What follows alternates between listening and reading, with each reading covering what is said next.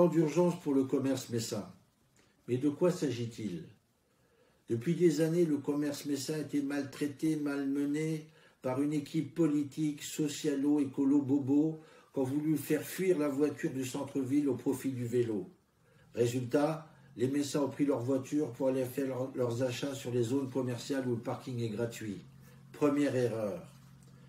La deuxième erreur est celle d'avoir voulu créer un nouveau centre-ville autour de Muse pour tuer le centre commercial historique. Résultat, rien ne marche, ni d'un côté, ni de l'autre.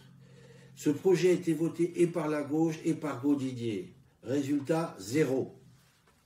D'ailleurs, les grandes enseignes ne s'y trompent pas. Chaque mois, il y en a une qui plie bagage. Il s'agit toujours d'enseignes d'équipement de la personne, c'est-à-dire vêtements et chaussures. Cible privilégiée d'Amazon.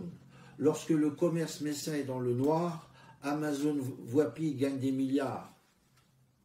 Et comme si ça ne suffisait pas, l'ancien maire de Voipi a soutenu également le projet Amazon à Frascati qui va développer sur 185 000 mètres carrés de surface, soit l'équivalent de 20 hypermarchés Cora côte à côte pour anéantir le commerce messin.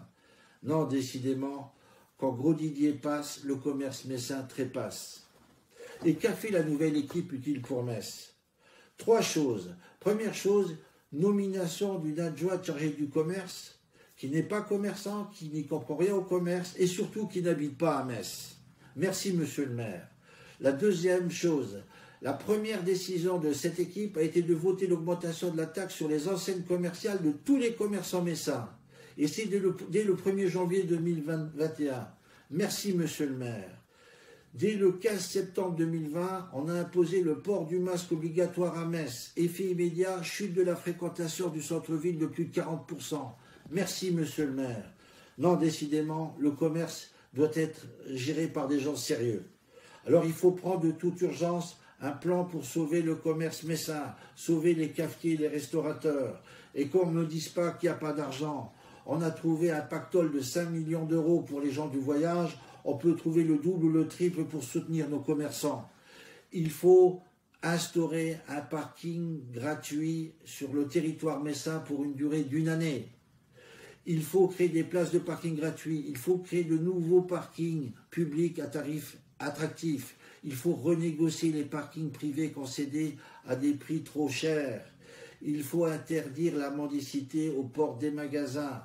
Il faut mettre en place le transport en commun gratuit comme à Dunkerque. Ça génère plus de pouvoir d'achat et ça génère donc du chiffre d'affaires pour les commerçants. Il faut une ville plus sécurisée et plus propre. Et il faut aussi limiter la vitesse excessive des dingos à vélo sur nos rues piétonnes. C'est des mesures simples et efficaces. Respectant la règle, no parking, no business. Mais je suis très pessimiste. Un maire fonctionnaire n'a jamais pris de mesures commerciales révolutionnaires. Je vous remercie.